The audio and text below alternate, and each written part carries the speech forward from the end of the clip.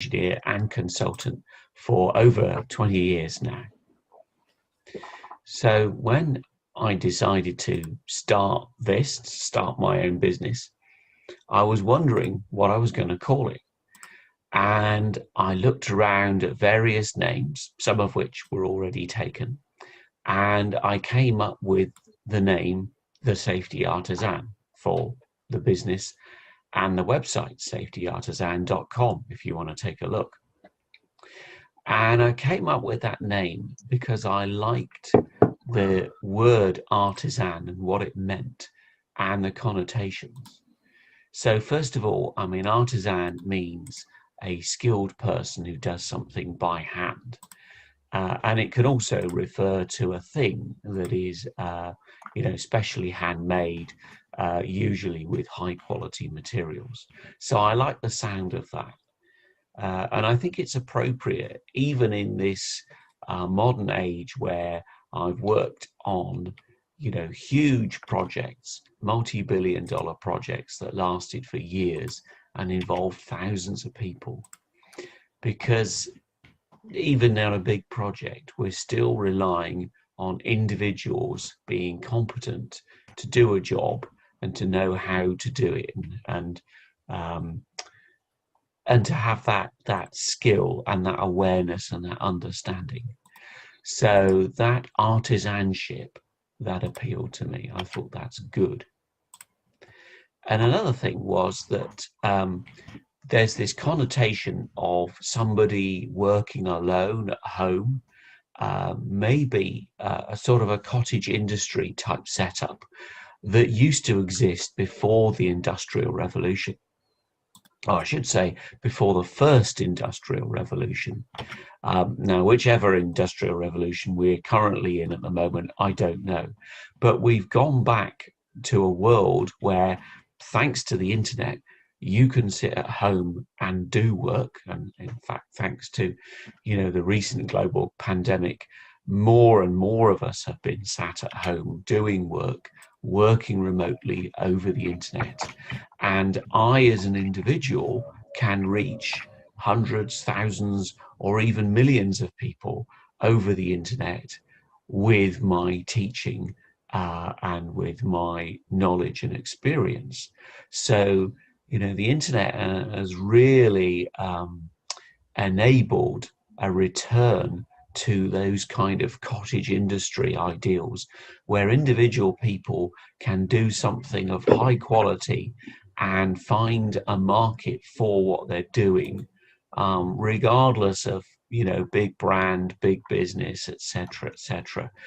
So we can, you and I can communicate one-to-one or one-to-many, and you can communicate with me, and we can learn together and share together what we want to do. Now, if that sounds good to you, if that sounds something that you're interested in, then please check out the videos and other learning products at safetyartisan.com. And you'll also find me, Simon Danucci, on udemy.com. So if you want to see what I do on a third-party platform, and then that's there too. Okay, well, thanks very much. And I look forward to seeing you again soon. Cheers.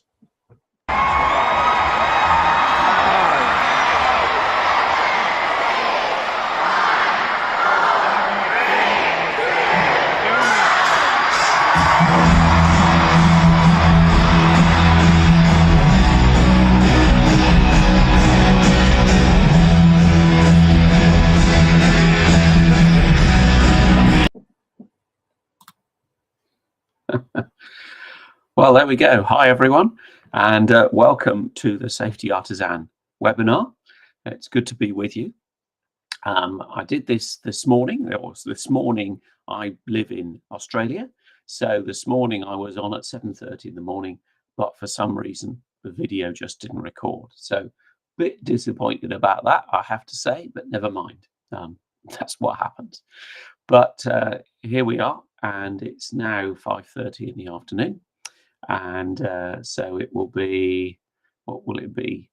Late evening in the UK, middle-ish of the day in India. So whoever we've got with us today, whether you're on Restream or whether you're on via Eventbrite or Facebook or YouTube or whatever, welcome.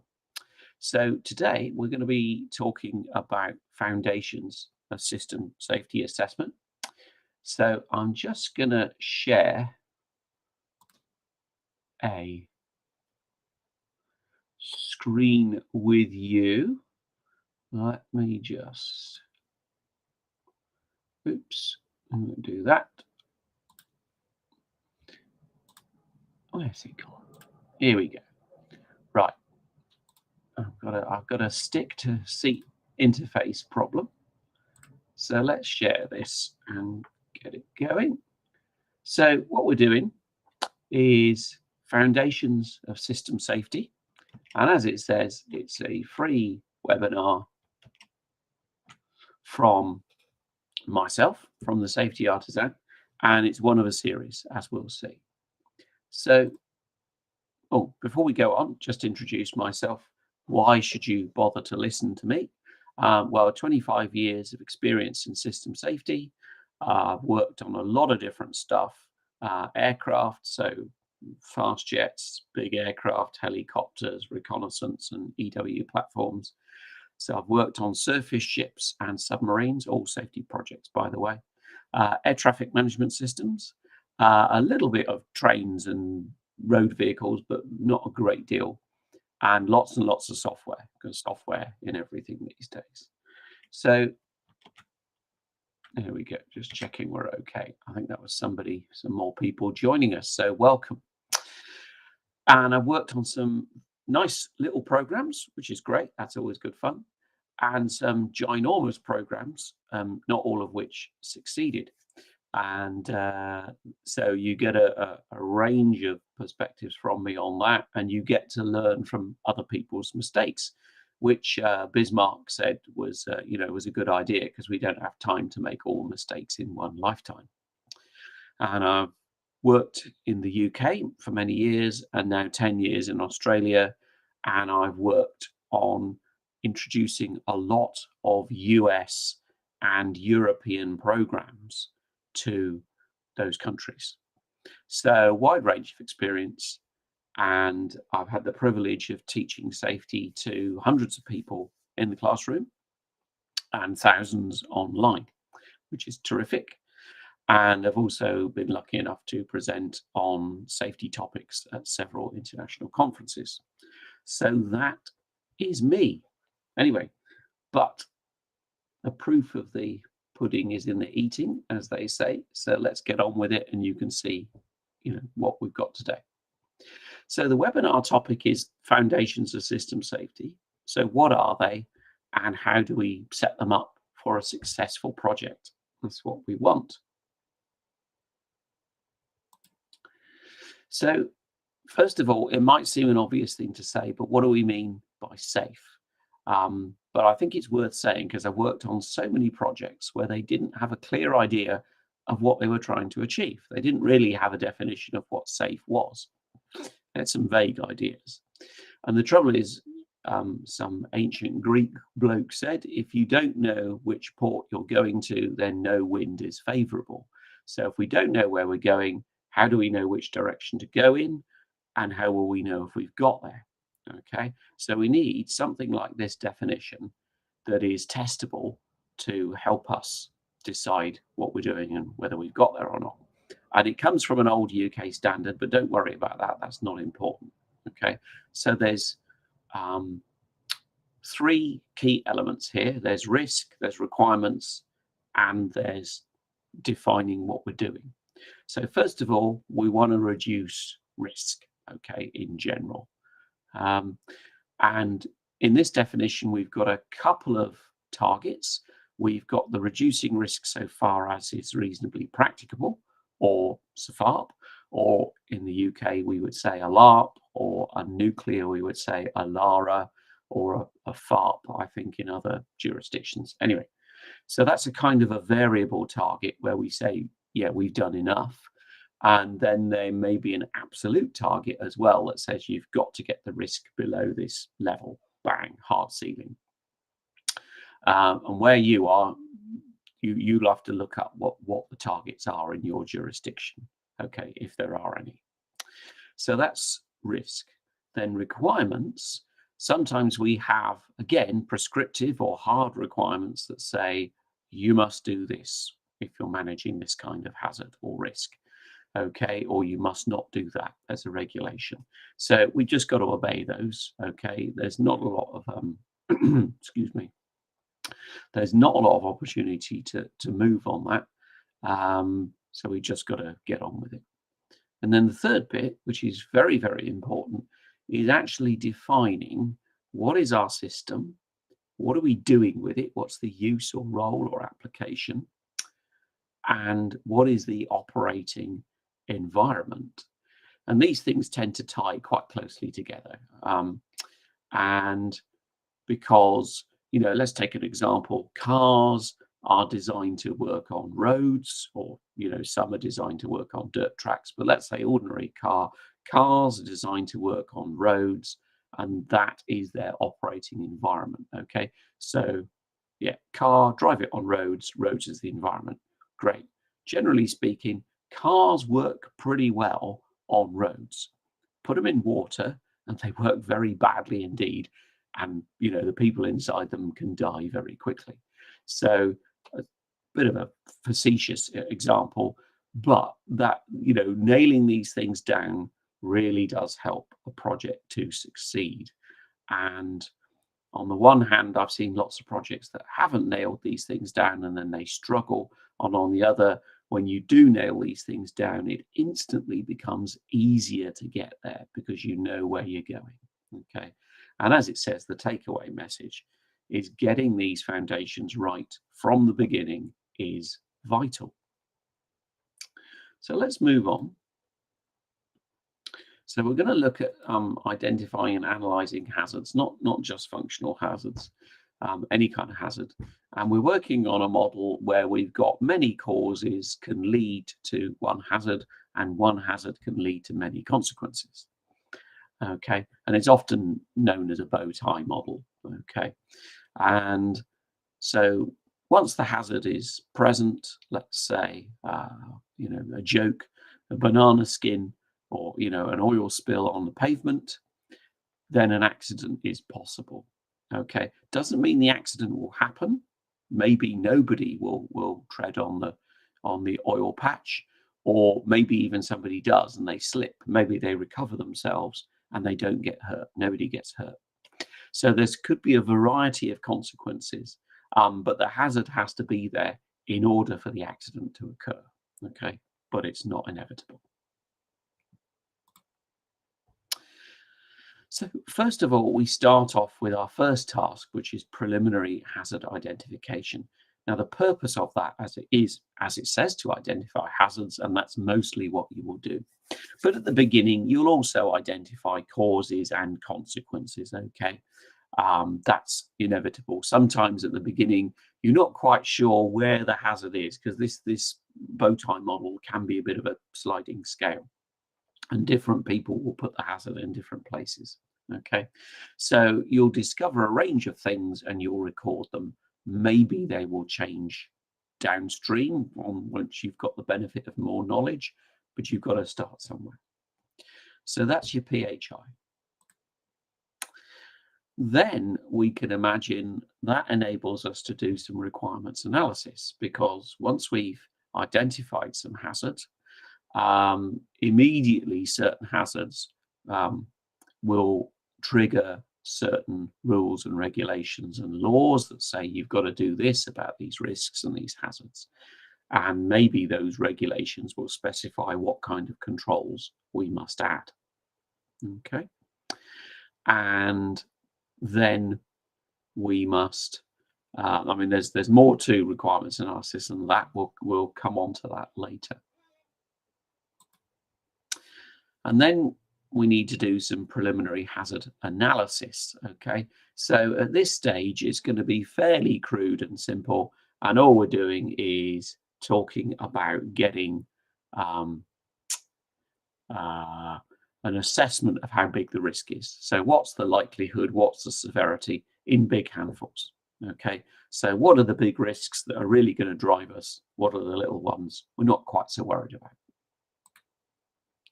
And then finally, and then maybe this is beyond this preliminary stage, we're going to come up with some controls. Okay, and here I've represented the controls as imperfect barriers. So they're barriers with holes in. They're attempting to stop the progression of from cause to hazard to accident. Okay, but no control is perfect. Okay, so there's an overall picture of what we're going to be doing. When I always think, a picture is very helpful to give us an overview.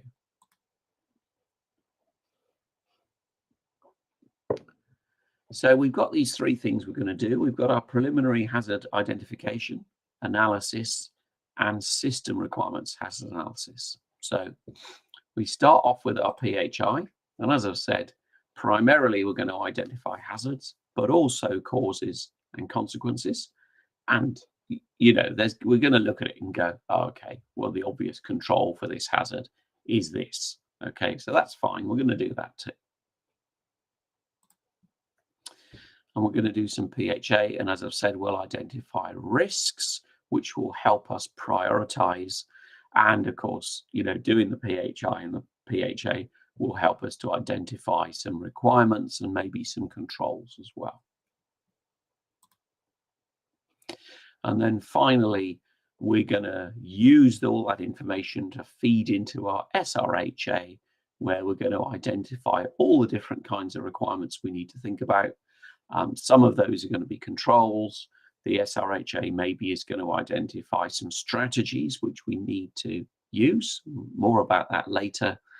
And some hazards as well, because there may be, as we introduce controls and certain strategies, that in itself may introduce further hazards. Okay, so an example I gave this morning, we might decide something's very risky, we need to keep people at a distance from it, but we still want to control the thing. So that means we've got to have some kind of remote control mechanism, which in itself could introduce further hazards. More complexity, more ways for things to go wrong. So there's that overview again from a different point of view, a different representation. So I hope the two together you will find helpful. So we need to look at both physical and functional hazards. And physical hazards, kind of stuff we're familiar with in the real world, energy and toxicity, basically. So common energy hazards, fire, electric shock, falling from height or things fall on you, so potential energy because things are up high, or kinetic energy, something hits you like a car or hits somebody. And then on the toxicity side, chemicals, biological, viruses and bacteria, and sort of smoke and gases, asphyxiants and things that can, clog up our lungs. So, okay, and most of these things, we watch the news, we've seen all of these things, haven't we, 1,000 times? Okay, so we're pretty good at that kind of stuff. What we're not so good at is functional hazards, because these are, we want the system to do certain things. What happens when it goes wrong? And these things can be intangible. So the obvious one is we want our system to do something. We want our car to go, but it doesn't. Just doesn't start, doesn't move. Okay, yeah, that's fairly obvious. But also, what about if what if something works when it shouldn't? What if we've parked the car, but it rolls away downhill? That's obviously bad. That's not good. Or the thing works, but it works incorrectly. So, the car is moving. That's what we wanted, but maybe it's in reverse rather than going forward, or maybe it's steering off to the left or the right when we didn't want it to. Again, that can be bad. So, nice simple example. I've noticed on many, many projects, people are good. They're good at the physical hazards. They're reasonably good at the other thing doesn't work. They're not very good at all at the thinking that works when it shouldn't and works incorrectly. But those failure modes are often the most dangerous. Okay, so we need to think widely about hazards. Okay, so let's move on a bit. Yeah, sorry about the gratuitous picture of me, but I couldn't help it. So requirements hazard analysis. So there's two things. The first thing, which again most people get, is we need to identify safety requirements.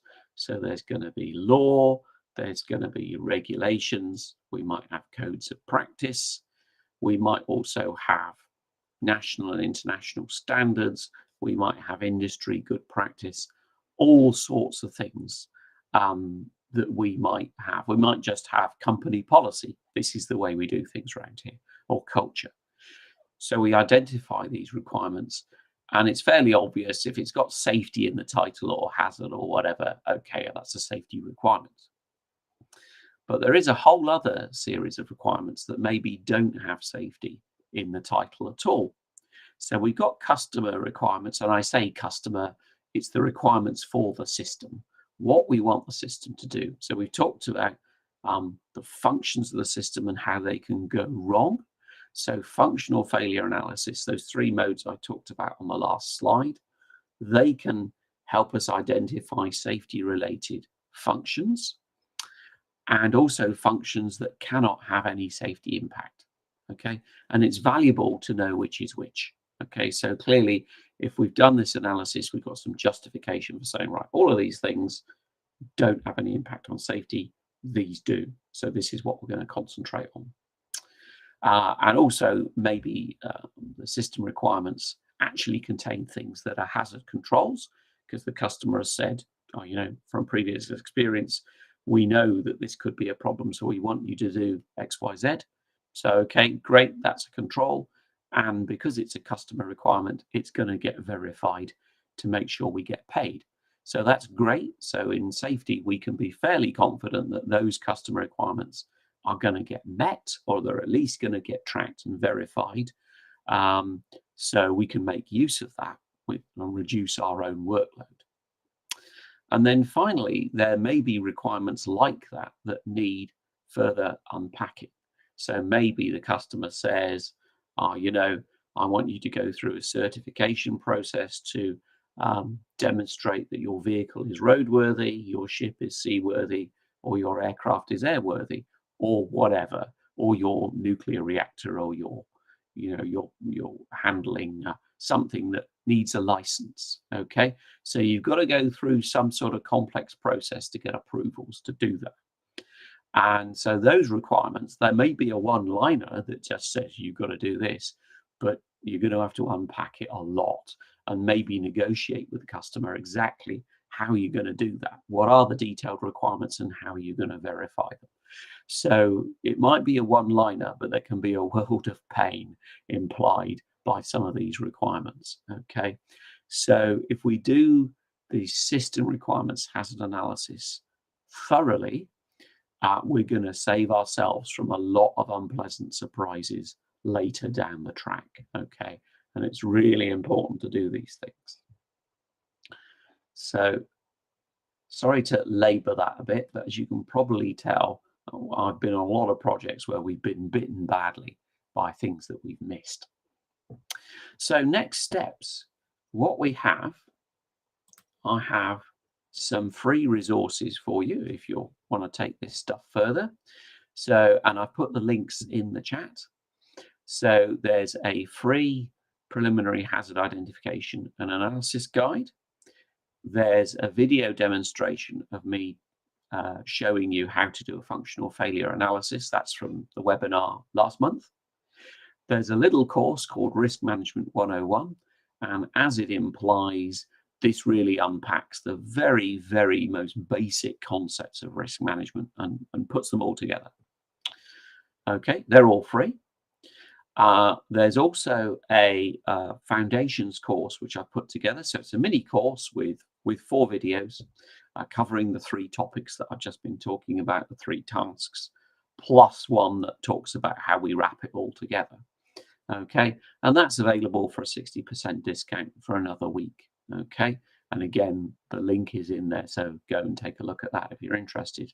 And finally, if you would like to subscribe for free to my website, you'll get free regular emails with content and more discounts. Okay, so that's all in there and it's in the chat. Now, if you're dialing in from certain platforms, sorry, dialing in, I've just aged myself there, then you may not be able to see the chat. If you can't, then send me a message, okay, on Facebook or YouTube or whatever, or send me an email at admin at safetyartisan.com. That's admin at safetyartisan.com, and I will send you the links. Okay. So there's some resources to take you further. Or you can just go to the website, safetyartisan.com. There's lots of stuff there. A lot of it is free. So enjoy. Okay. So this is the second in a series of webinars. Once we've laid the foundations, of course, we don't stop there. We need to keep on going and continue with our program.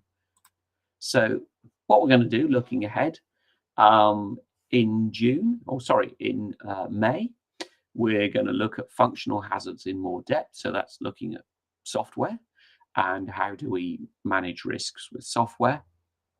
And then we'll be talking about workplace hazard analysis. So typically health hazard analysis and operating and support hazard analysis. And then finally, we'll be talking about hazard analysis within a systems engineering framework.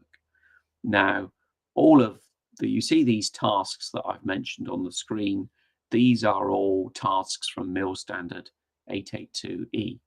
Now, that MIL standard, it doesn't matter which standard you're using. I mean, I discuss other standards as well. But 882, it was designed to sit within a systems engineering framework.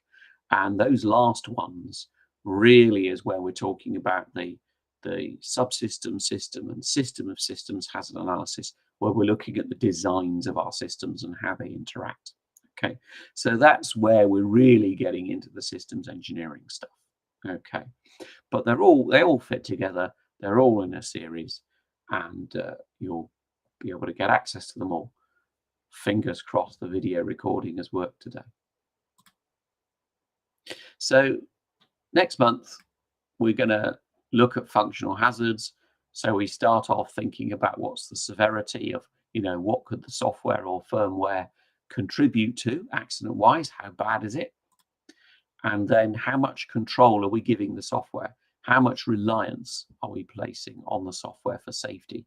And it could range all the way from, most demanding case, it's autonomous. The software just goes off and does its own thing, like an unstable aircraft that's got to be computer controlled, right through to no safety impact whatsoever. So there's a range of things that we can assess on there.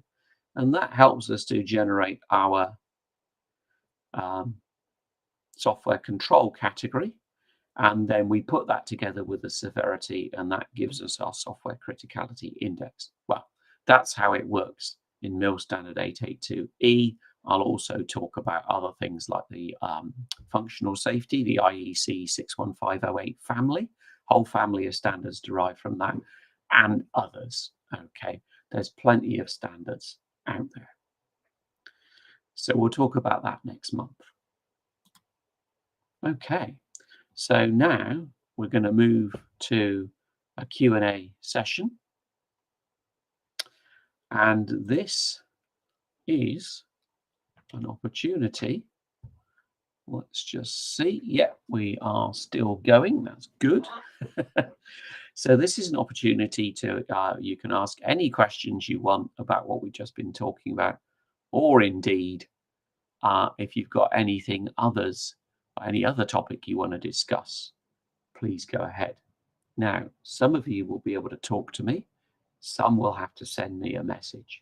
So go ahead, please. Anybody got any questions?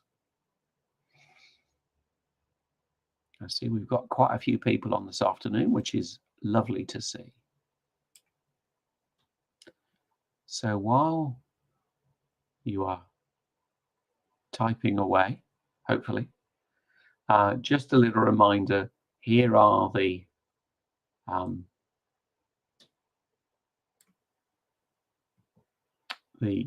guides, are the what am I saying, the links to the goodies are displayed in the chat. As I say, if you can't see the chat, send me a message. Okay. Well, just to check, actually, can you hear me? Can somebody give me some feedback? Are you hearing me okay?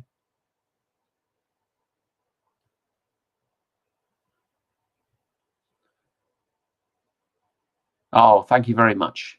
Thank you, Harrison. Terrific. So does anybody have any questions?